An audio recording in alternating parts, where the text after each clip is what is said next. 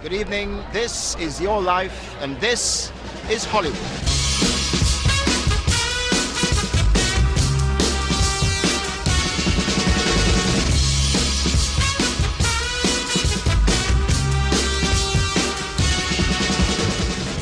I'm at the Kodak Theatre, home of the Oscars, to honor one of the most famous people on the planet. The man I'm about to surprise is a visionary who's changed the landscape of television and music.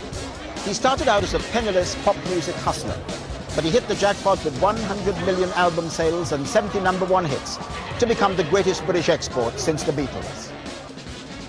With his acerbic wit and brutal honesty, he's been described as the most obnoxious man on television, even the antichrist of pop music. But more Americans have their say on his shows than vote in presidential campaigns. He's loved and hated in equal measure, and he is undoubtedly the biggest star here at the final of American Idol. Like the contestants, I've got just one shot at getting this absolutely right.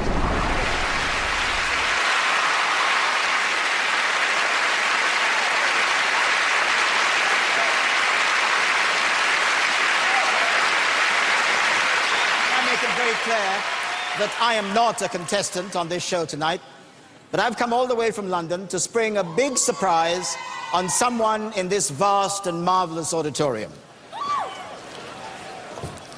Hello, judges. Tonight, Simon Cowell, I'm here to say, this is your life.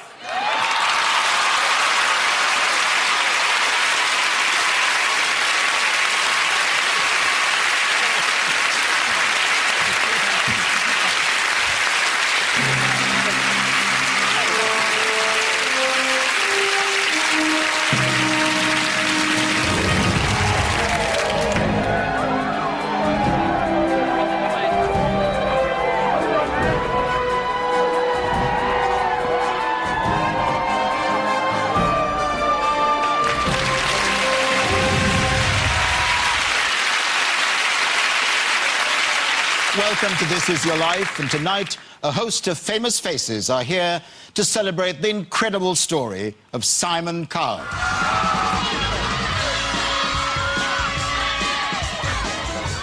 People are getting excited.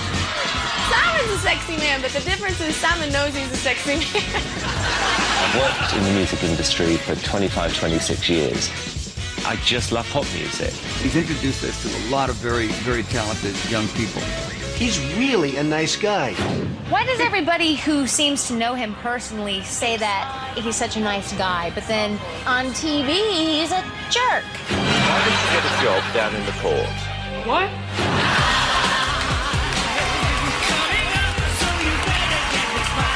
One of the worst I've ever heard. I must admit, I'm a little nervous. Come on, hurry it up. We got 10,000 other losers to listen to. Simon would make a wonderful politician because he knows how to bullshit. Here we go again.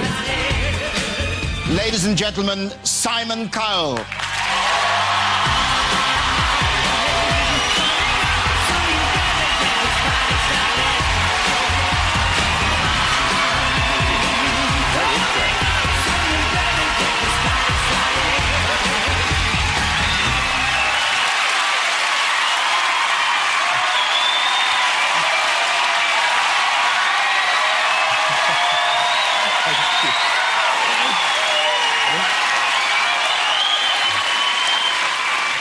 Well, it's a great audience, I think, but I also got a sense of the atmosphere that accompanies your shows in America. I've got to tell you, of all the people I didn't expect to see on the final of American Idol, it was you. I didn't get it. You're standing there with a book, and for 1 second, I genuinely thought you were going to sing a song. And that's why I was like, what's he doing? And why is he holding that book? Simon, you are one of the few British performers to make it big in America. But here's a friend of yours who can also make that claim with his view of what you have done, Ricky Gervais. Hi, Simon. I'm so sorry I can't be there tonight, but as you can see, I've already sat down. This is your life. Wow.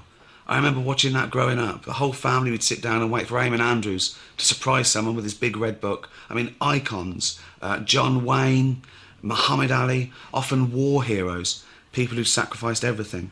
And then it started going downhill in the 80s. They started scraping the bottom of the barrel a bit, couldn't get any big names. It was even cancelled for a while, but now it's back with the man who suggested that two blokes from Soldier Soldier release a cover version of Unchained Melody. You can't have too many versions of that song knocking around. But you made them pop stars, and you only took 80% of their earnings. What a guy. But I am really sorry I can't be there tonight to see you awkwardly hug old teachers and neighbours who you chose not to get in touch with for the past 30 years. But at least you will be reunited with all the new friends you've made and stuck by through all your success. So give my love to Rick Waller, Kate Thornton and Louis Walsh. Oh, God. Thank you, Ricky. This show, Simon, is all about surprises. So, please welcome Louis Walsh.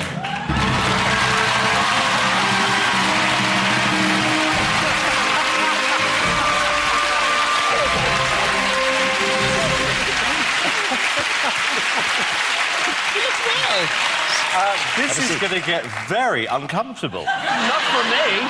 Not for me. Now, Louis, how shall I put this? Would it be right to say that your relationship with Simon has had its fair share of ups and downs? Yes, absolutely, Trevor. Yeah. But moving on. But we've had a lot of hit people records. waiting. We've had a lot of hit records with Westlife, and yeah, apart from, I'm waiting for an apology about X Factor. Everything's good. OK, So- I humbly offer a grovelling apology, Louis, which I now hope you will accept. OK, Give me a hug. Give me a hug. I mean, Trevor, listen, when he's on it, he's the best. He's a really good guy, and we've had amazing success with our artists so far, and we're going to have a lot more success with our records. And we'll do some other shows together. I don't know about that. Actually, nor do I. Louis Walsh, thank you. Thank you, Trevor. Thanks, guys. See you later. Looking well. Well, Simon, another reunion now, going back to your first days in the spotlight. You worked with them in Pop Idol and have teamed up with them again for your latest project. They are, of course, Ant and Dec.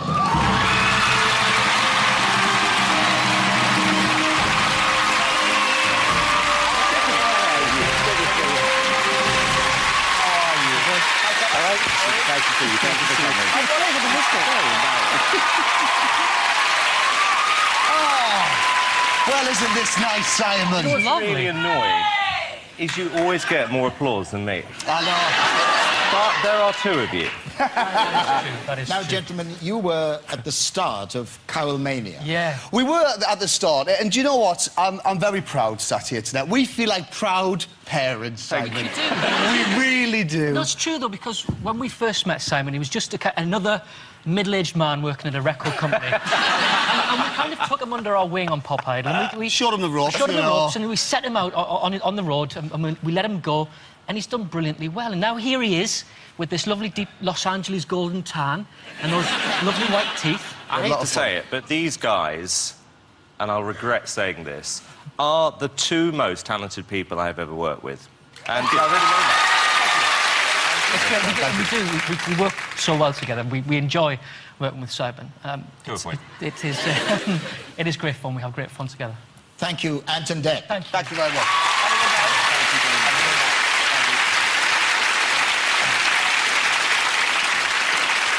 And here you are, Simon, in action on Britain's Got Talent. What is your talent, David? I play an ashtray with the key. Prime Minister Rupert arrives home after a long day's work. He then heads into the drawing room. Rupert, come on then. Come. Who doesn't like the buzzers? Who doesn't? Don't buzz.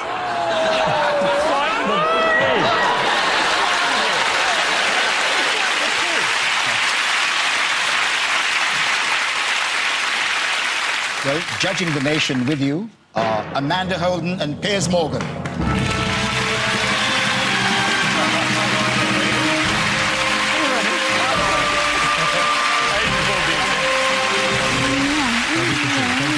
Really good. How are you? How you doing?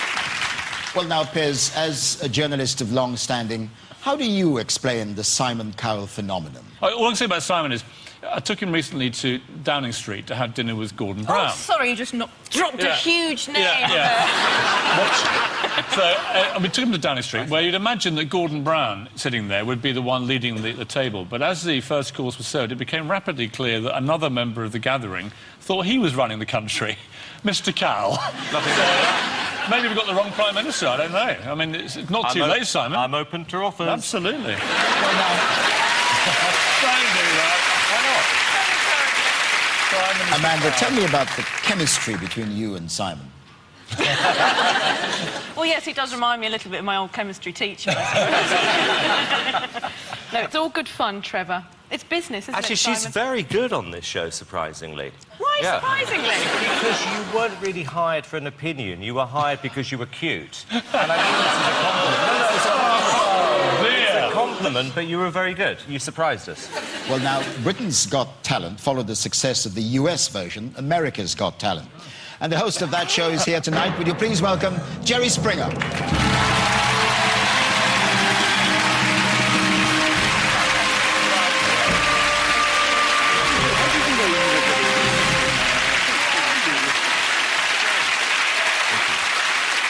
Can you put your finger on the reason, the secret of Simon's success in America? I don't know that anyone who is not from America has a better understanding of what makes American pop culture work than Simon. Not since Alistair Cook and David Frost understood American pop culture. The truth is, America doesn't have talent. But next to me, everyone appears to have such. So that's why I'm the host of the show. Thank you, Jerry Springer, Piers Morgan, and Amanda Holden.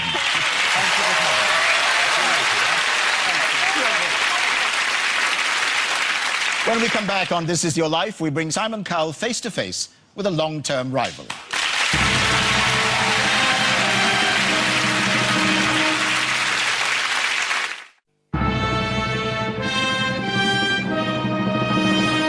His name was Simon. He was a showman. Simon, this is your life, but the fact is, ever since I've known you, I've sort of wanted your life to be maybe my life. You're smart and you're sexy, and you are my American Idol. Well, you're not American. You know, when people think of you, they probably think of pop music, the charts, and world domination. You're the king of television, the king of show business. Keep doing it your way.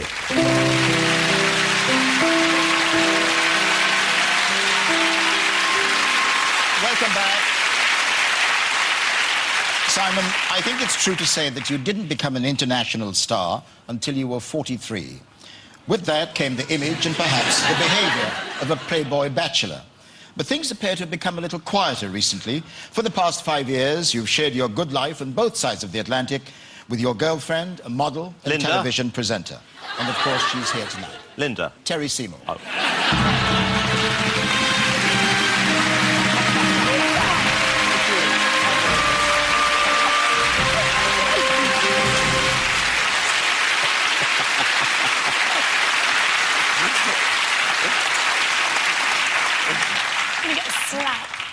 Hello, darling. Hello, darling. How are you? Terry, how did you tame him? I don't know if I've actually tamed him. I wouldn't say tamed him. I think it just works because we have so much fun. What is it like living with Simon Cowell? Everybody always says to me, you know, is Simon as rude and obnoxious at home as he is on TV? And I can absolutely say, yes, he is. He loves the attention. He loves it. That's not true. You adore the attention. That's not true. He does. Can I just say, Terry, after 5 years, I just want to say publicly, you are such a lucky person. You're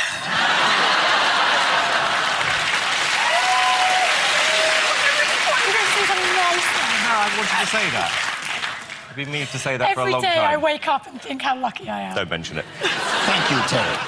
See you later.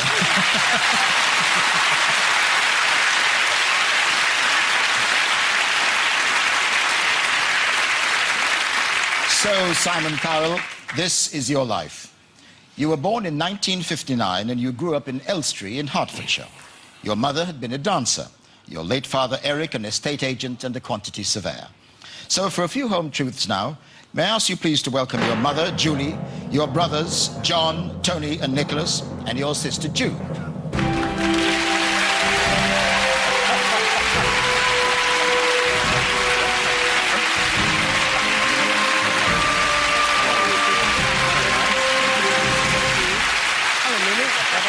are you? Behave yourself. How are you? What's that up? How are you, darling? Very nice. Nice to see you. Are? Yes. Hi, sweetheart. Nice to see you. Again. Let's put over there. Now, Julie, were there any early signs of the very self-opinionated Simon Cowell that we know now? I think so, yes. And we lived in Elstree, near the film studios, and Jerry Blattner was head of Warner Brothers, and we met lots and lots of famous people, Liz Taylor and Richard Burton, all the rest of them, and we were all included in these parties. Of course, Simon didn't realise how famous they were.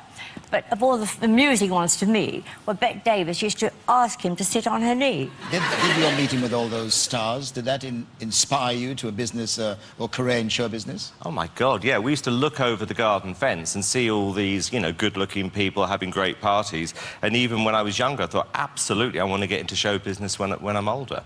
Yeah. Now, how pronounced was the sibling rivalry between you guys? He was always very jealous of me. I think still is, in a way. I think it started when I was very young. He gave me a crew cut, and Mother went absolutely mad, but I've got my own back on many times. In fact, once, when he went on holiday, we painted his house, and we named it a restaurant after him called the Wang King. And we can have a look at it now. Wasn't funny.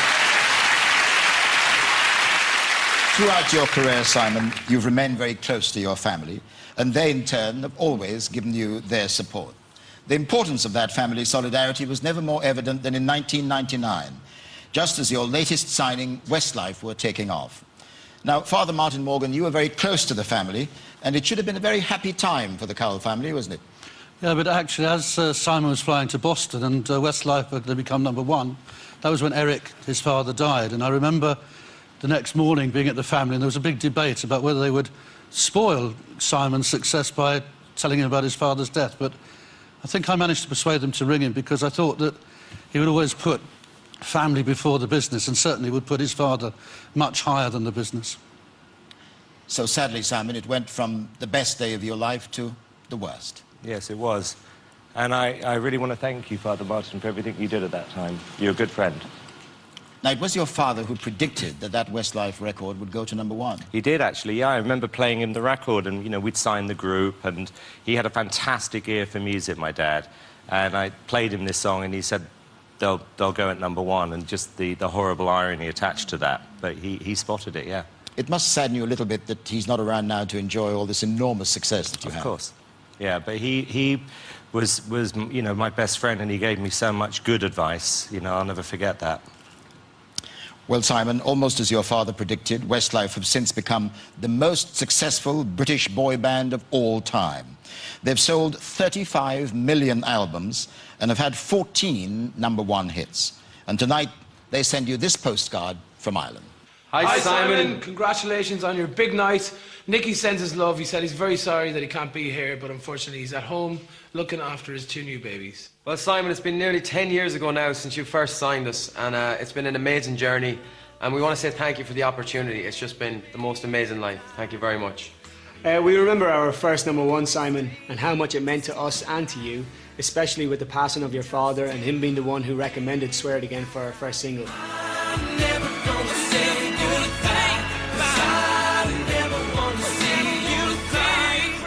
But here we are now, 14 #1s later. We could have never done it without you. Thank you so much. And also as well, you know, we always knew you were going to be on this show, in fairness to you. We always knew you'd be a star, kiddo.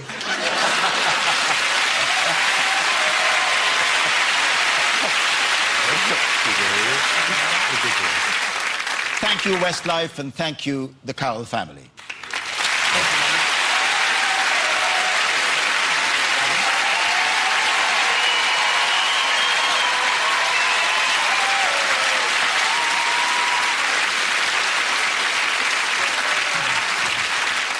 Well, Well, now, Simon, not only did your father tip Westlife for the top, but he put you on the road to glory. It was your father's connections that landed you a job in EMI's international division. You set up your own record label, Fanfare Records. For guidance, you turned to one of the best songwriters and producers in the business, a moment that you've described as one of the most important in your life. The man you called on was Pete Waterman.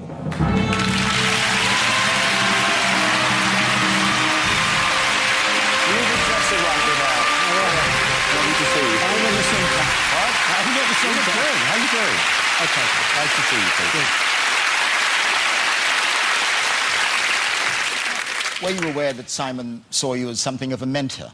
Not at the time. I mean, I've had to live with it for the last 5 years. You know, he's been very generous about what I did for him, but it wasn't like that when he used to follow me everywhere, and literally I'd turn around and Simon was there, and literally he pestered me like mad to work with him. But it was always obvious that Simon had got it. You know, he wouldn't be deflected. And what I liked about Simon was his energy and his drive, but his determination was phenomenal. And if you're a record producer and songwriter, you need somebody to sell your record. And there wasn't anybody better than Simon Cowell at selling your record. Nobody. I knew instinctively he was a genius, you know, and I had no money, I had one artist, and I followed Pete around for 2 years. He taught me the fundamentals of the business, and he was very generous to give me his time, which people in his position wouldn't have done. And I always said the person who put me on the right path was Pete Waterman. And still today, if ever I need advice, the one person I'll go to is Pete Waterman. He's a good guy. Thank you, Pete Waterman. Thank you.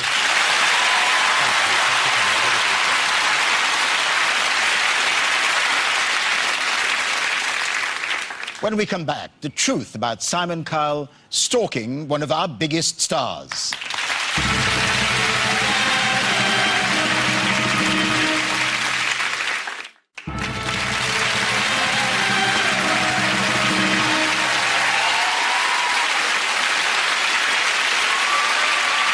Welcome back.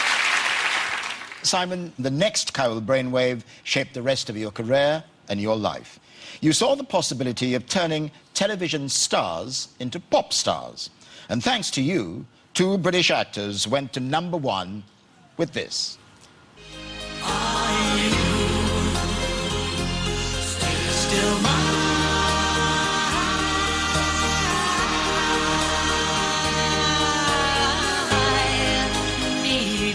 One of them has become one of the nation's favourite leading men, Robson Green.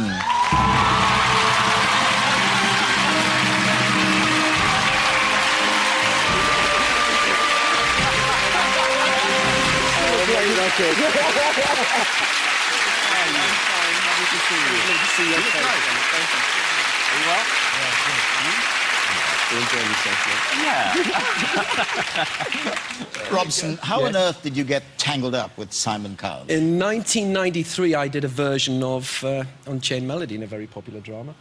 And in 1995, I'm filming in Australia when someone informs me there's a Simon Cowell wants to talk to me about recording the record. And Simon stalked me and harassed my mother for 2 months.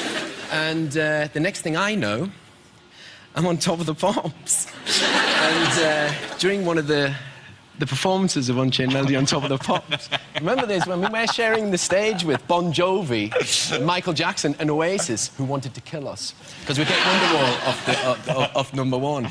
And there's a girl in the audience, emblazoned on her T-shirt is Robson and Jerome are a load of old bollocks. So... It did actually. It took me, I think, 3 or 4 months to persuade Robson. And it got to the point where his lawyer phoned me and said, if you harass my client anymore, we're going to take a restraining order against you. So I went on holiday and I thought, oh, sod it, I'll start on the mother. And eventually the mother... It's true. Eventually the mother persuaded him and Jerome to make the record, and they sold 7 or 8 million albums in 2 years. It was fantastic. I think, though, there was a very good part to this relationship that he introduced you to your future wife. Because I used to, when I was working with Simon, I used to... Why are you smiling? Because I used to ring up as Fred. I used to go, hello, Simon, it's Fred. Could I speak to Vanya? He said, Vanya, do you have an Uncle Fred? From Yorkshire? Because Vanya's Indonesian, is Simon's PA. She went, oh, yeah, I'll speak to Fred. And then Simon would pass me over to Vanya. I'd go, what you wearing? And, yes, I did. So you had phone sex? Yes. While she was working for me? I was young, I needed the money. OK. Yeah, no. Listen, it was a wonderful jaunt, and, you know, I lived my life thinking that there's a lot of lovely people in the world, and you have to meet as many of them as you can, and this guy's one of them. Oh, thank you. Thank you, Robson Green.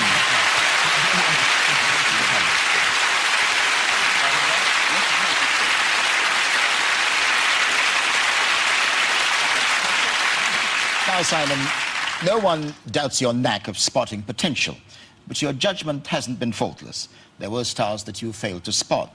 Most famously, Take That. Well, I didn't meet them. I was shown a picture by the manager came in to see me, Nigel Martin Smith, and I remember saying at the time, I'll sign them if you dump the fat one. Gary Barber. That was Gary Barber. Yeah. Well, he was overweight at the time with a weird haircut, and obviously I made a huge mistake. Now, fame found you when you became a judge on the talent show Pop Idol. And joining you on the judging panel were Pete Waterman and Neil Fox. The hosts of Pop Idol, of course, were Ant and Deb. And while you were having a lot of fun at the contestants' expense, Simon, they were having a lot of fun at yours. Isn't that true, gentlemen? Oh, yeah. Yeah, well, we went along to all the auditions, and we were kind of outside of this group, watching it all happen. And we didn't know Simon very well, and we saw him arrive at the auditions a few times, and we kind of nudged each other, and we said, doesn't he wear his trousers enormously high?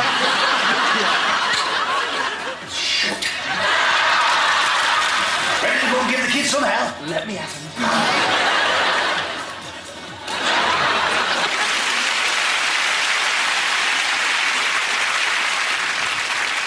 Now, you followed Pop Idol with the massively successful X Factor.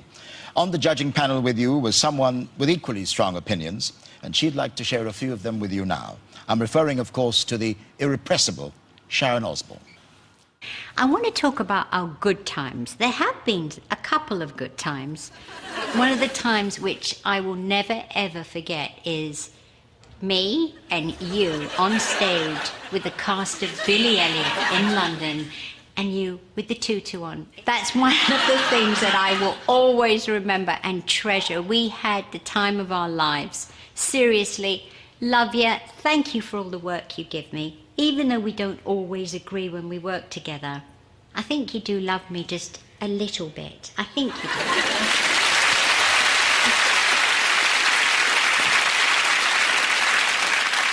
Thank you, Sharon Osbourne. Now, these days, Simon, X Factor marks the spot where millions of viewers want to be on a Saturday night. And it's prompted a host of incredible stories about the judging panel and about the contestants. So, to share their stories, would you please welcome X Factor winners Shane Ward and Leona Lewis.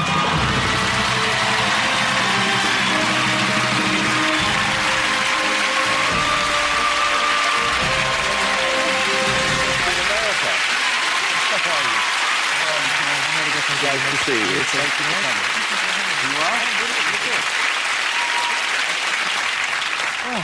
Now, Shane and Leon, I think it's probably superfluous to say that this man has changed your lives. People look at Simon as Mr. Nasty, and he's the person you really want to impress most, but to me, he's Mr. Important, and I thank you for everything. It's a pleasure, thank you. It's a pleasure. Leon, I suppose you would say the same. Now I'd just like to take the chance to thank you from the bottom of my heart for all of the support that you've given me and for believing in me and for all of the opportunities that have been created now. So congratulations on all of your success. Thank you.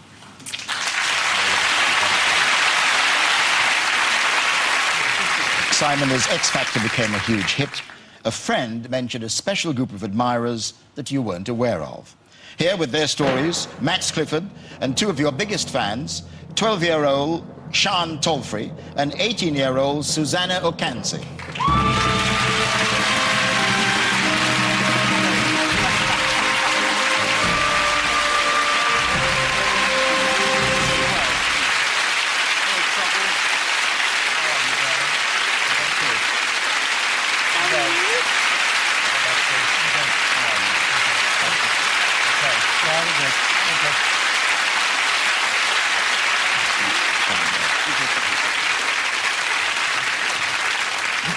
Max, I believe you see a side of Simon that maybe many of his admirers aren't aware of.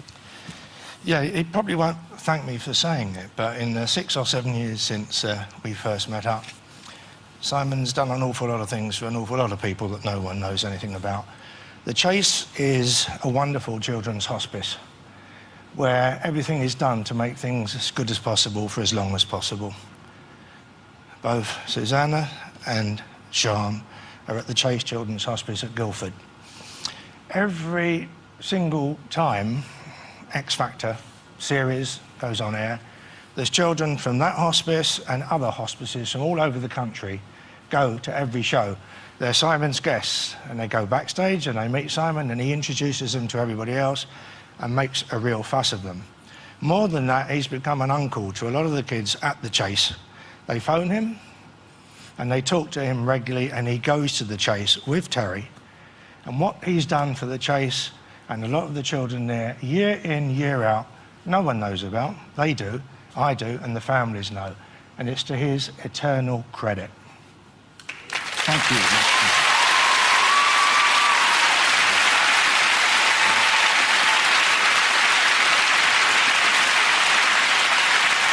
And Sharon, I believe that all of this is down to you. Yeah, I was one of the first to ask to meet Simon, and Max and took us up to his office with a couple of other mates, and since then he's been with us and supporting the Chase. You sang to him, didn't you? And he wasn't very kind, but realistic. Well, she's sweet, but you'll be the first to admit you're not a great singer, right? Yeah. Now, Susanna, I believe that you didn't try to sing to Simon, but you have had something of a crush on him, haven't you? Oh, yeah. What did you ask him? Would you be my husband? Oh, you asked him to marry you? I think we give it a year, right? It's a bit early. Well, thank you all very much indeed. Thank you. Thank you, sweetheart. Thank you for coming down. You were very good. Very good. Thank you. When we come back, a surprise for Simon Cowell from someone judged to be the greatest living American.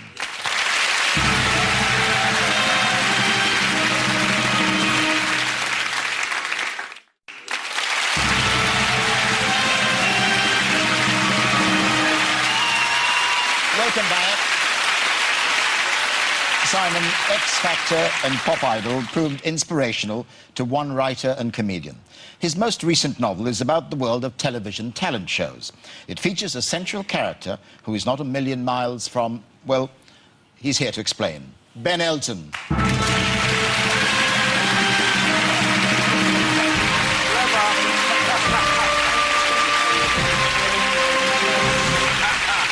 Second over to you, mate.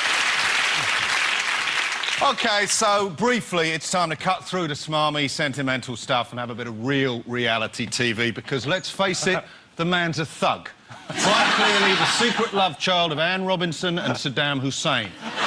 Beneath those huge, hairy man boobs beats the heart of a vicious Dalek.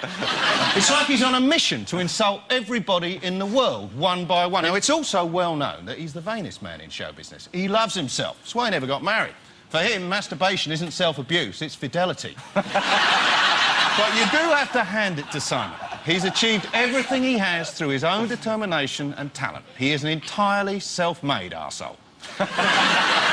All you've got to do is look at X Factor. I mean, what is it but crazed, no-talent fame junkies desperate to get on the telly? But enough about Sharon and Louis. What about Simon? Well, I recently wrote a novel which extracts the urine out of this man by the gallon. I didn't know him at all, never met him, but I sent him a copy out of courtesy. He not only rang me to tell me he'd read it, but he also told me, out of the blue, didn't know him at all, how much he loved it. He said he was going to recommend it to all his friends, so that was 2 extra copies sold right there and then. But seriously, everybody knows that Simon can hand it out. He is world famous for handing it out. But I am here to tell you, from someone who has genuine personal experience of it, that he can also take it. Nobody can laugh at himself better than Simon, and let's face it, there is a lot to laugh at. So, Simon, the world knows you are a truly great showman. But much more importantly, you really are a truly great sport. Well done, mate. Thank you very much. Really appreciate that. And I loved the book. I loved it. Thank you, Ben Elton.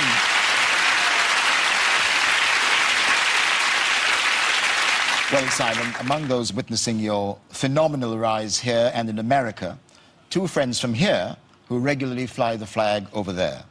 A noble entrance now from Sarah, the Duchess of York, and Lord Andrew Lloyd Webber.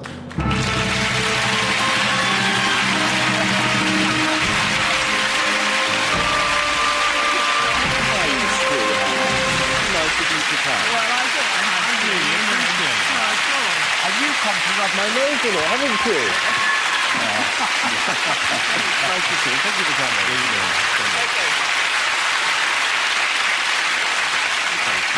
Thank you. I thought I'd better make an effort. Now, Sarah, you spend a great deal of your time working in America. Is it possible to escape the prominence of Simon Cowell in that country? Absolutely not. I see him every 5 seconds of the day, and not only that, but we fly the British flag together over there, and I'm really proud, and that's really why I came here today, was because I wanted to say it's pretty good, you know. Everybody always likes to slang Simon Cowell, but he's been a great friend to me, and I'm really proud in America that we sort of say, you know, good for Britain. We're staying British, and we fly the British flag.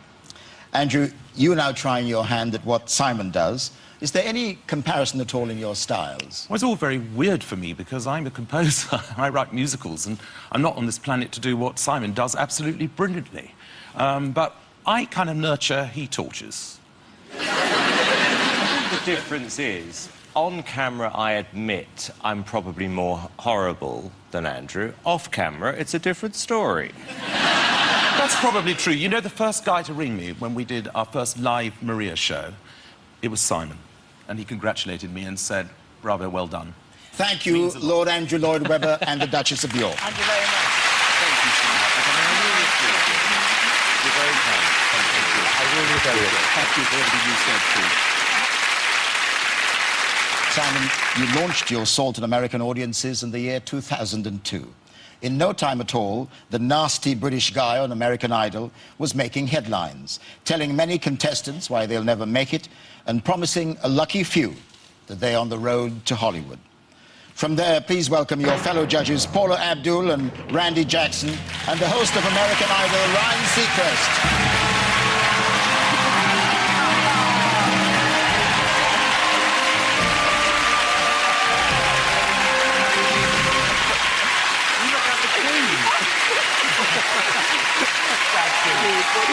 How are you, darling? What? I can't believe you're here. You're here? This is my home. Of course you do. We love it. Thank you. Nice to see you. Nice to see you.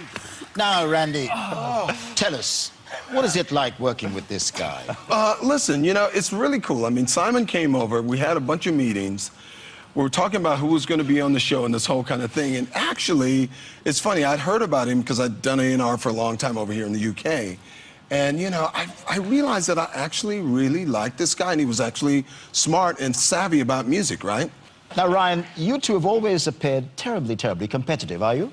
We are. And by the way, I was watching the show from backstage, and I just want to go back on a few things that you already covered. Come on. Like, let's see, Ant and Dec, the two most talented people you've What ever is worked with. that?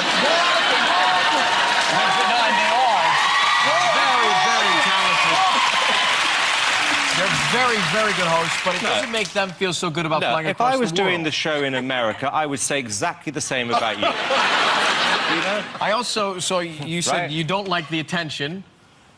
Convertible in Beverly Hills, a bunch of people watching. At nighttime with the light on in the car. Paula, very much for talking. Very much for talking. Now, Paula, I'm told that he does everything to get under your skin. Oh, God, he winds me up all the time. But, you know, he started all these rumors that I wanted him. But, you know, he's an egomaniac. He's the only one who calls his own name out when he's having sex. And Hey, listen, I'm sitting there. The sexual tension, Paula's not lying, the sexual tension is weird. Foreplay for him is staring at himself in the mirror. Well, Simon, in the recent charity version of your show, Idol Gives Back, you had the tables turned on you by America's most famous family, the Simpsons. Don't you wish your boyfriend was hot like me? Don't you wish your boyfriend was a freak like me? Don't you? Don't you? Okay, stop right there. First of all, lose the accent, Mary Poppins. This is American Idol. Secondly, I'm sorry, you are not 23.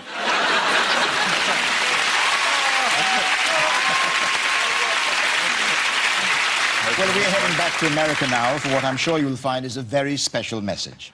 In your honors tonight, Simon, a greeting from the man voted the greatest living American. I am here to pay tribute to a great Britain. Mr. Prime Minister, I honor your... This is for Simon Cowell. That jerk? All right. You Brits have given us many things. Monty Python, warm beer, and Canada. But there is no one we Americans enjoy hearing tell us how much we suck more than Simon Cowell. Simon, congratulations on all your success. Oh, and Simon, go on, tell me how much I suck. Oh, that's great. Thank you.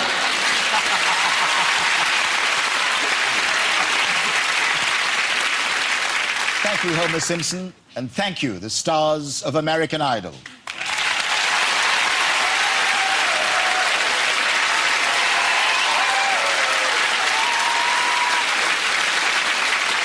Simon, these days, more than ever, your search for new talent goes on. A search that entertains the world and fires countless hopefuls with the belief that somehow, someday, you could make their dream come true. Your most recent triumph was assembling a four-piece operatic vocal group which has achieved 39 global #1 hits and 18 million album sales. Now, to say thank you for the chance that you gave to them, Il Divo.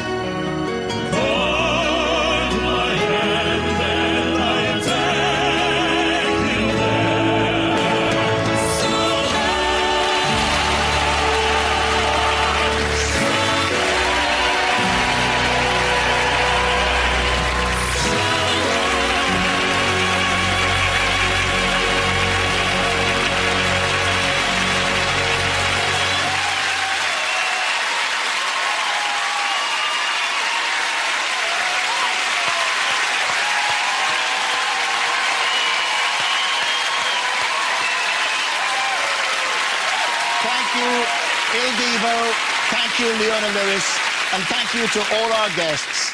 Simon Cowell, this is your life.